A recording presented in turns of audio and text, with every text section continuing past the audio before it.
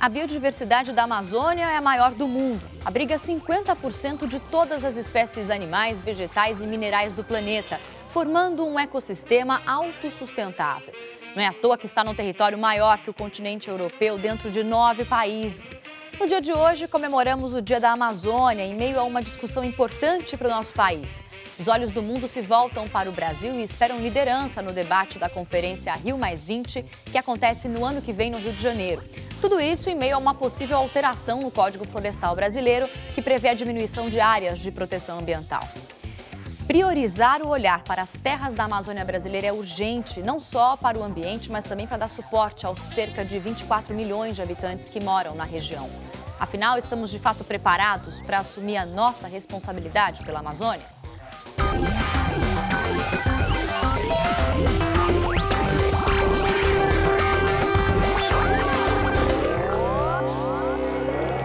Muito boa tarde a você que acompanha o N-Blogs nessa segunda-feira. Começa ao vivo agora para todo o Brasil. Manda um alô também para você que acompanha a gente pela Record Internacional, que está no Japão, nos Estados Unidos, na Europa e também em países da África. Apesar da importância da floresta amazônica, o IBAMA tem tido um pouco de trabalho para controlar o desmatamento. Veja. A floresta amazônica é um grande patrimônio ecológico, cobiçada no exterior, explorada impunemente em território nacional. Essa imensa flora é responsável pela absorção de consideráveis volumes de dióxido de carbono da atmosfera, um dos grandes causadores do aquecimento global. Mas, ao contrário do que se imagina, a floresta amazônica não representa o pulmão do mundo. Ela absorve o que produz. Ainda assim, seu impacto no balanço mundial de dióxido de carbono não é nada desprezível. A Amazônia brasileira retira anualmente da atmosfera algo entre 400 a 800 milhões de toneladas de carbono. Isso equivale a 10% das emissões no planeta. Tudo isso acontece numa área gigantesca de mais de 5 milhões de quilômetros quadrados, que se espalham por 9 estados brasileiros: Acre, Amapá, Amazonas, Mato Grosso, Rondônia, Roraima, Tocantins, Maranhão e Pará. 48 municípios daqui estão entre os que mais desmatam no país. Entre eles está São Félix do Xingu, segundo o Ministério do Meio Ambiente. O gado é uma modalidade que fomenta o desmatamento, que está sendo combatido também de forma bem concisa. Estamos num ponto crítico para os fiscais do IBAMA, no sul do Pará, a 1.162 quilômetros de Belém. São Félix do Xingu abriga 91 mil habitantes e boa parte vive da criação de gado. São 1.700.000 cabeças, quase 19 cabeças de gado por habitante. Se não há pasto, muitos fazendeiros arranjam um jeito criminoso de criar espaços na Mata Virgem. Madeiras nobres foram derrubadas com a força de tratores e serras elétricas. Nosso sobrevoo é uma denúncia. E o que acontece com quem é flagrado derrubando matas virgens? No primeiro momento, a área é embargada e autuada e apreendido todos os bens que encontram-se dentro dessa fazenda, né? Em segundo momento, a gente volta nessa área para ver se retirou o gado. Se ele não retirar o gado, a gente vai lá e retira ele e doa para o Fome Zero. Bom, para falar sobre a Amazônia, eu vou conversar com o superintendente administrativo da Fundação Amazonas Sustentável, Luiz Vilares, e com o diretor do Envolverde, Dalmar Condes. Também está com a gente o blogueiro convidado de hoje, que é o Denis Freire de Almeida, do portal R7. Obrigada pela presença de vocês, bem-vindos ao N-Blogs nesse dia tão importante em comemoração à Amazônia, a nossa grande floresta, uma boa parte dela dentro do território brasileiro, né? A gente falava antes de começar o programa de um dado importante, que era a questão do PIB, né, da região amazônica, digamos assim. Dal, vamos falar um pouquinho, explicar um pouquinho sobre o valor, quanto que a gente tem ali daquela região? Bom, hoje a Amazônia, os estados da Amazônia produzem cerca de 8% do PIB brasileiro. Então é desproporcional, porque nós estamos falando de 53% do território. Sim. E somente 8% do PIB. Por que é tão pouco assim? Eu acho porque a gente ainda não tem um modelo de desenvolvimento para a Amazônia. A gente ainda não sabe exatamente como produzir riquezas na Amazônia de uma forma não predatória. Na maioria das vezes, o que acontece, o dinheiro que vem da Amazônia é um dinheiro, tirando o polo industrial de Manaus, que o Luiz vai falar mais sobre essa questão do Amazonas, tirando o polo industrial de Manaus, o resto da Amazônia tem uma produção muito diversificada e muito focada em extrair coisas da floresta, não em produzir coisas a partir de benefícios de biodiversidade ou de coisas desse tipo. A gente ainda precisa aprender a construir riqueza com a Amazônia sem depredar. Acho que essa que é a grande questão, até para a gente poder garantir esse poder ou esse direito, já que está dentro do nosso território, e manter esse direito como sendo um direito brasileiro de tomar conta dessa área, não é, Luiz? Com certeza, esse direito é brasileiro, só que ele é um direito global.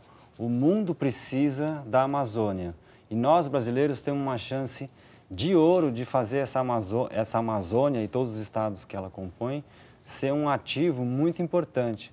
Então, isso conversa muito com essa nova questão, essa nova abordagem dos serviços ambientais, que é, por exemplo, manter a floresta em pé. A floresta em pé tem um valor muito grande. Antigamente, estamos falando de 2 décadas atrás, derrubar a floresta era necessário para abrir pastagens, abrir espaços para a agricultura e todos os usos que necessitavam de uma área sem floresta. Neste momento, nós estamos num ponto de mudança importantíssimo. E por aí nós temos esse Código Florestal, onde temos uma oportunidade muito grande de colocar dentro dele esse chamado valor da floresta em pé, onde a gente pode remunerar aqueles que têm floresta, que mantém a floresta, a reserva legal dentro do seu território. Isso na Amazônia e fora da Amazônia, mas dentro da Amazônia temos aí restrições de 80% na maioria das áreas, 50% em alguns casos, e esse papel de 80% de floresta em pé é muito importante. A Amazônia ela produz chuva aqui para o Sudeste, então esse agronegócio que é tanto polarizado, hoje em dia você tem a agricultura, entre aspas, versus ambientalistas. Sim. Nós estamos todos sobre um mesmo ponto, que é utilizar o recurso natural que é produzido pela floresta em pé. Isso. E nós temos um monte de pessoas que vivem dessa floresta em pé. E esse é o papel da Fundação Amazônia Sustentável, fazer com que essas pessoas tenham uma condição de viver melhor e tornar essa floresta em pé possível. E manter o recurso, né, ali, para que a gente possa fazer uso dele em vários setores da nossa economia, sem destruir propriamente. A gente vai acompanhar no ano que vem as discussões do Rio+20, que é uma conferência que acontece no Rio de Janeiro com vários países, depois de 20 anos da Eco 92, que também abriu as discussões relacionadas ao meio ambiente aqui no Brasil. A gente vai receber vários líderes de vários países diferentes. 196 países. A gente está preparado para a discussão e para a cobrança que vem nessa questão, principalmente do desmatamento nas nossas florestas, Luiz? Eu acho que não. Dal. Eu acho que ainda não estamos preparados. E uma coisa que o Brasil ainda não se deu conta, né? O Brasil tem relevância global e ocupa esse espaço geopolítico global mais por conta da Amazônia do que qualquer outra coisa. Ah, é? O Brasil sem Amazônia, o que é? O Brasil que seja o sudeste brasileiro e o sul brasileiro. Ele é um país igual a muitos outros. A Amazônia nos dá essa grandeza. A Amazônia nos dá essa magnitude de país relevante no mundo.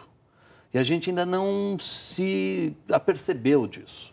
E qual será que vai ser o papel da ministra Isabel, que é a ministra do Meio Ambiente, nessas discussões, né? Ela veio dando algumas declarações da importância e da urgência de se discutir a questão da Amazônia e da floresta em pé e da questão do desmatamento, ter uma fiscalização maior, principalmente depois da alteração no novo código, se é que vai ser aprovado pelo Senado. Qual que é a postura da ministra do Meio Ambiente? Tem uma política definida para a Amazônia? O governo brasileiro tem montado políticas para a Amazônia já há algum tempo. Você tem um plano de controle do desmatamento que vem dando certo ao longo dos anos. O desmatamento geral na Amazônia caiu muito nos últimos 5, 6 anos. A gente teve um soluço, um pico agora, na véspera da votação do Código Florestal na Câmara, onde você teve como você mesmo disse, um aumento de 300% no desmatamento.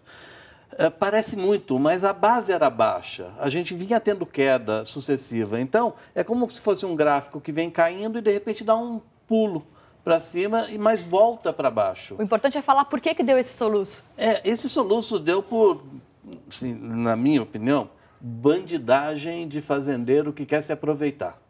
Se aproveitar da anistia. De uma suposta anistia que viria por esse código. O código não prevê nenhuma anistia para terra desmatada depois de 2008. Seja o código anterior, seja o código que está agora em votação no Senado. Ele não prevê essa anistia. Então, esse pico de desmatamento vem por desinformação e má fé.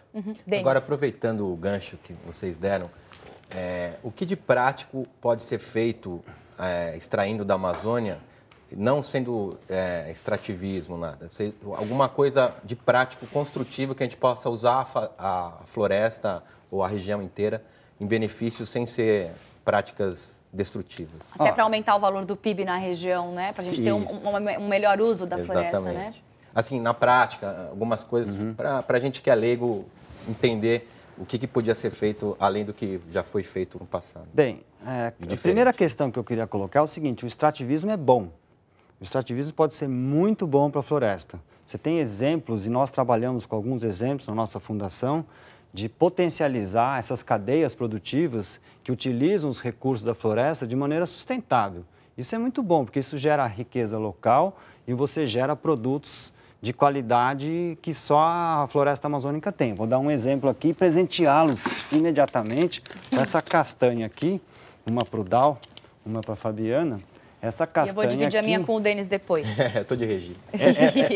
Muito legal. Castanha faz bem pro coração, Denis. Ela é uma castanha extraída de forma sustentável, é isso? Sustentável, e ela envolve populações locais que entregam essa castanha, que tem todo um critério aí de comercialização, passando por uma cooperativa, e isso é vendido para consumidores agora, de primeira linha. Na parte de pesquisas, né? Eu acho que isso é o grande diferencial. As pesquisas existem, nós temos centros de pesquisa na Amazônia, mas nós precisamos muito mais. A quantidade de doutores e mestres que tem na Amazônia hoje ainda é baixa. E nós sabemos disso e precisamos crescer. As políticas públicas de ciência e tecnologia, os benefícios para isso, a regularização de algumas questões que existem na própria Amazônia, como o Centro de Biotecnologia da Amazônia e outras questões, elas precisam ser melhores endereçadas. Mas existe um esforço, existe cabeças pensantes, existe sim, mas precisa aumentar, porque a Amazônia é muito maior do que a capacidade que tem hoje instalada. Mas existe também para pesquisadores internacionais ou só para brasileiros? Para brasileiros e internacionais. Você tem pesquisadores, doutores do mundo inteiro e tem muito brasileiro também. Bacana, gente. Olha, as operações do IBAMA contra o desmatamento ilegal comprovam que muitas fazendas ainda estão irregulares. Veja.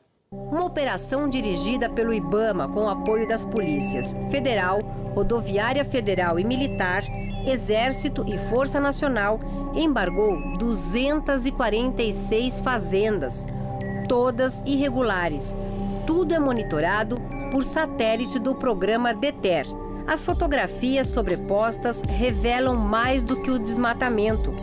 Pelo desenho, é possível saber que tipo de arma o criminoso usou: motosserra, trator, fogo ou ainda uma antiga e poderosa modalidade, o uso de desfoliante. É um princípio que alguns criminosos utilizam na região amazônica para promover o desmatamento sem critério, sem qualquer tipo de autorização. A suspeita do IBAMA é que os aviões passam lançando o herbicida sobre a mata. Com o veneno, em pouco tempo, as folhas queimam e caem das árvores. Fica então aberto o caminho para que os tratores derrubem o que o restou da floresta. Assim que recebe a ordem, a equipe se prepara. E com tantas áreas devastadas, não dá para se esconder. Lá embaixo, tratores fazem o estrago de milhares de machados ou serras elétricas. Depois de interrogar, surge um nome, o do patrão, dono das terras. Ele seria um médico que não mora na cidade. Segundo os funcionários, a área seria utilizada para fazer uma cerca para o pasto. O crime foi ainda maior, já que houve queimada e o entupimento de uma nascente. Todos foram multados. Mais uma fazenda embargada. Enquanto isso, outra imagem de satélite revela que mais uma área está sendo devastada. Como já era de se esperar, o responsável pelo desmatamento não é o encontrado no local. E no meio a tanta devastação, encontramos apenas essa, que sobreviveu a uma queimada. É uma castanheira com aproximadamente 30 metros de altura e 9 raízes. Não sabemos por quanto tempo mais vai resistir, mas para onde vai essa madeira? Existe um mercado que alimenta essa extração. Bom, a gente está vendo aí na reportagem o desmatamento, a extração de madeira, e a gente falou também um pouquinho, en passant, aqui no começo, sobre o desmatamento por conta das cabeças de gado, né? O Brasil é um grande produtor pecuarista e de gado até para exportação. Vamos falar um pouquinho disso. Tem pouco gado em muita área, é isso que acontece? Na verdade, a gente cria gado sem nenhuma tecnologia, né? O gado na Amazônia é criado feito galinha no terreiro. Você solta ele lá no pasto e você tem uma média de uma cabeça por hectare. Isso são 200 milhões de cabeças mais ou menos. Nossa. Na Amazônia dá 200 milhões de hectares ocupados por gado. Ora, com um pouquinho de tecnologia, você consegue subir isso para 3, 4, 5 cabeças por hectare. Isso libera uma área para a agricultura, uma área já desmatada, que não vai ser recuperada como floresta, que precisa ser aplicada, dado a um uso produtivo, que praticamente dobra a capacidade de produção agrícola do Brasil. Aí é uma questão dos ruralistas, né, colocarem um investimento numa nova tecnologia, né? E eu acho que isso também implica um pouquinho numa questão econômica e que pode causar até furor na classe ruralista, digamos assim. Olha, porque é muito fácil, né? Você ter um espaço totalmente amplo e criar o gado assim, não é? É, mas a gente tem, enquanto país, ter políticas públicas que não permitam isso. A agricultura brasileira é uma agricultura de alta tecnologia. Né? Um agricultor tem tratores de 100 milhões de reais, tem equipamentos no seu campo que custam fortunas. Né? O que tem o pecuarista? A coisa mais moderna que o pecuarista tem é um cavalo. Ele não tem nada, ele não investe em nada. É muito raro você ver um pecuarista investindo em veterinária, em tecnologia, em pastagem, em coisas que vão dar produtividade e fazer com que a sua produção fique mais concentrada. Porque ele simplesmente solta aquele gado, de vez em quando vai lá e pega umas cabecinhas, vende e faz um dinheiro. É por isso que isso bate um pouco também de frente com a questão do novo Código Florestal, né? Dessa discussão de por que ampliar as áreas de pastagem de gado no Brasil, se a gente pode melhor aproveitar esses espaços que já são usados, né? Para quem entrar mais na floresta. Não bate de frente com o que o Dal está falando, Luiz? Sim, isso bate de frente. Eu queria aproveitar essa questão, que eu acho que existe uma palavra de ordem que esclarece muito como que a gente pode caminhar para frente, que é a questão do manejo. O manejo de pastagens, ele é necessário, porque você tenha maior adensamento de cabeças de gado por hectare, então menos pressão sobre novas áreas. Esse manejo, ele vale também para os produtos que vêm da floresta, como eu estava falando de castanha, mas principalmente de madeira. A madeira, ela pode ser extraída com planos de manejo que, ok, existem dificuldades para você ter um plano de manejo aprovado? Sim. Existem dificuldades de comercialização? Sim. Mas existem várias soluções. Nós mesmos, pela Fundação, estamos estimulando isso nos projetos de geração de renda também, junto com populações locais. E você extrai a madeira de uma forma manejada, sem destruir a floresta, gerando renda e fazendo com que quem está lá se utilize daquilo e possa ter benefícios econômicos e, portanto, conseguir ganhos sociais, de educação, etc. Então, é importante a gente entender que a Amazônia ela tem todo um contexto de manejo e começa pela regularização fundiária, que tanto falamos nos últimos anos, questões de alteração, né, Dal? Sobre mudanças aí na forma de você fazer anistias com quem desmatou. E a própria parte de regularização fundiária combina também com a questão da territorialidade. Ou seja, você tem lugares da Amazônia que são terras indígenas, você tem lugares que são áreas de conservação de caráter permanente, e você tem diversas áreas que não são áreas de preservação, ou permanentes, ou que não são unidades de conservação. Nessas áreas tem que ter grande inteligência para você fazer o uso sustentável. É isso aí, é o que a gente está buscando, até ampliando essa discussão e trazendo isso para o Brasil inteiro, ouvir um pouco do que vocês estão dizendo, para a gente poder também ter um papel fundamental na hora de discutir, de cobrar e de votar corretamente para saber para quem é que a gente está dando poder de decisão. Vamos falar um pouquinho agora com o nosso blogueiro, que é o Denis Freire de Almeida do R7, sobre o blog dele no portal R7. Ele escreve principalmente sobre automóveis, sobre carros. O que a gente tem lá hoje? Hoje eu fiz uma nota, aproveitando o gancho do ecológico, sobre biocombustíveis. Bacana. O crescimento da produção de biocombustíveis no mundo, né? 10 anos atrás eram 20 bilhões de litros e hoje são 105 bilhões entre álcool e biodiesel. Assim, é um crescimento fantástico. Assim, a poluição diminui um pouco, mas não é tanto quanto alardeiam por aí. Só que é renovável, a gente é menos extrativista e prejudica menos a natureza, né? Quer dizer, é uma vantagem que tem a indústria e que a gente tem também na hora que a gente escolhe um carro, por exemplo, que aceita um combustível diferente, é isso? Sem dúvida. No Brasil a gente é vanguarda, né, no álcool. Assim. O Proálcool começou nos anos 80, teve um período ruim, que justamente entre safra de cana, interesses políticos dos usineiros, enfim. Então, hoje, da destinação do açúcar, para onde vai o açúcar, exatamente. Né? Mas hoje o governo consegue balancear com a gasolina, então se você não... Ele consegue pressionar os usineiros também com a gasolina. Então, tem que ter um meio termo que é bom para todo mundo, né? Muito bacana. Então, se você quiser ler mais sobre o que o Denis escreve, entre no blog dele, r7.com/blogs/carro. E aí você dá uma lidinha lá, comenta e pega mais informações sobre o assunto. A gente falando sobre a situação da Amazônia com Luiz Vilares, da Fundação Amazonas Sustentável, Dalmar Conde, diretor da Envolverde, e Denis Freire de Almeida, o blogueiro do portal R7. Vamos falar um pouquinho sobre a questão da população que vive na região da Amazônia, principalmente relacionado aos conflitos. Qual que é o ponto-chave da questão, Dal? Bom, uma das coisas fundamentais na Amazônia é a regularização fundiária. A gente precisa saber quem é o dono da terra, que não é ou do Estado, ou de reserva indígena. Quem é? Até porque, se você não sabe quem é, você não pode punir desmatamento. Sim. Você vai lá, o satélite diz, olha, o desmatamento é aqui. Você chega no local, de quem é a terra? De ninguém. De ninguém. Então, você não tem em quem aplicar a multa. Né? Então, esses conflitos, eles são basicamente conflitos por conta de uso do solo. E tem uma coisa que aí o Estado brasileiro tem uma responsabilidade grande, que é o modelo de assentamentos que se faz na Amazônia. Sim. Esse modelo de assentamentos, ele recebe financiamento do público, de bancos públicos, e ele recebe incentivo para o desmate das áreas a serem ocupadas. Isso faz com que se crie um comércio ilegal de madeiras e de terras de assentados, coisas que o Estado perde o controle. Ele define que vai assentar um determinado número de famílias e depois perde o controle daquilo.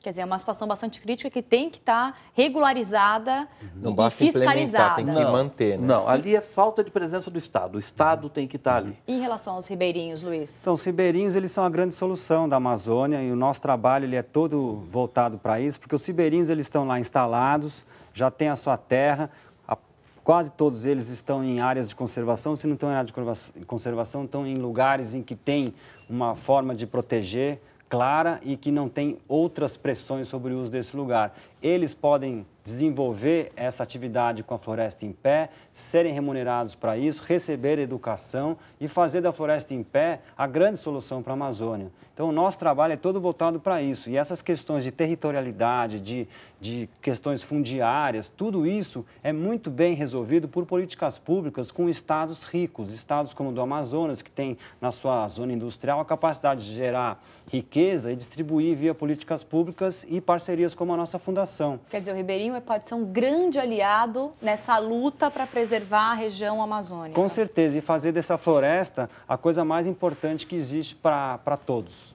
Muito bacana. Então, a gente estava falando hoje sobre a Amazônia, no Dia da Amazônia comemorado, um dia importante para se pensar para onde vamos e o que queremos da nossa floresta e qual a nossa responsabilidade sobre a Amazônia. O Uniblog de hoje vai ficando por aqui. Eu agradeço a participação do Luiz Vilares, que é superintendente da administração Fundação Amazônia Sustentável. Obrigada pelas explicações. Muito obrigado, um prazer estar com vocês. E eu vou comer a castanha para ver se é boa, depois eu conto para vocês. Obrigada também pelo Dawn Arcontes ter vindo falar com a gente, diretor da Envolverde. Obrigada pelas explicações. Prazer enorme estar aqui com vocês. E mais uma vez o Denis com a gente do Portal R7, também falando sobre carros, mas sempre conectado com o nosso assunto. Obrigada pela participação. E olha, se você quiser rever esse programa, é só acessar o Portal R7 no site r7.com/Record News. Amanhã, terça-feira, vamos falar sobre a nova lei que proíbe o uso de celulares dentro dos bancos. Será que essa é a solução para acabar com as saidinhas de banco, aqueles assaltos, logo na sequência, depois do saque? Mande e-mail para o NBlogs ou dê sua sugestão via Twitter no @NBlogsTV. Eu te espero às 2 da tarde. Obrigada pela companhia e até amanhã. Tchau.